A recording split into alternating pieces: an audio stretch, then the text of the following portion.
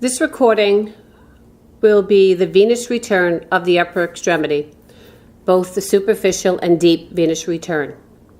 Now that we got blood to the fingers via the digital arteries, and it exchanged that oxygenated blood for deoxygenated blood in the capillaries, we will have to get that deoxygenated blood back to the right atrium. And how are we going to do that?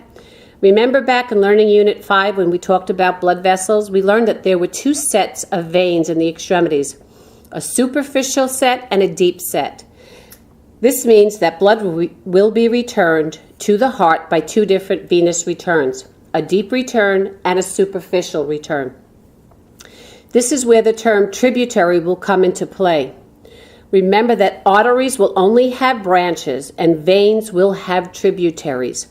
The term tributary means flows into. We're going to do the deep venous return first because it's easy. All you need to do is reverse the arterial flow. The veins in the deep return will have the same names as the arterial flow. Remember that veins will take blood back to the heart. We learned that there is one brachiocephalic or innominate artery, but there are going to be two brachiocephalic veins or innominate veins. I'm not going to differentiate between the left and the right upper extremity because they are exactly the same. One being on the right side, though, and one being on the left. So we have that deoxygenated blood in the digital veins. It's going to go into those arches in the palm of the hand, and because we're talking of the deep venous return, it's known as the deep volar venous arch. The blood is going to be returned on the lateral side by the radial vein and on the medial side by the ulnar vein. The radial and ulnar veins will come together at the antecubital fossa and form the brachial vein. The brachial vein is a tributary to the axillary vein. Axillary vein is a tributary to the subclavian vein. Subclavian vein is going to take that blood into the innominate vein, which will then flow into the superior vena cava, which will take that deoxygenated blood into the right atrium. The right and left innominate vein, or the brachiocephalic veins, will unite and form the superior vena cava. Now, the superficial venous return, there are superficial veins that will replace the radial and the ulnar.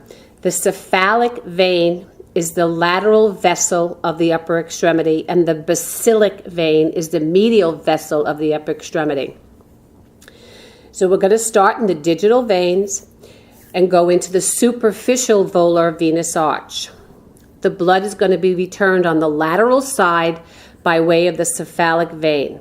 That goes all the way up the forearm and the arm and empties into the axillary vein. Now we're going to come up the medial side via the basilic vein. The basilic vein is going to meet up with the deep brachial vein, and those two veins are going to form the axillary vein. The axillary vein is where the blood from the superficial venous return and the deep venous return are going to meet. Now the return back up to the heart is the same as it was in the deep. From the axillary vein, it's going to go into the subclavian vein, into the innominate vein, into the SVC, and then directly into the right atria. So let's look at the notes we have at the bottom. The basilic vein meets the brachial vein, and it's going to form the axillary vein.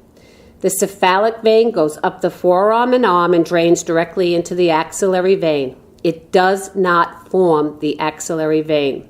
So how are you going to remember the veins, which is lateral and which is medial? BUM, B-U-M, basilic, ulnar, medial. R-C, cola, radial, cephalic, and the L in cola stands for lateral. Congratulations, you have now just finished the arterial and venous return of the upper extremities.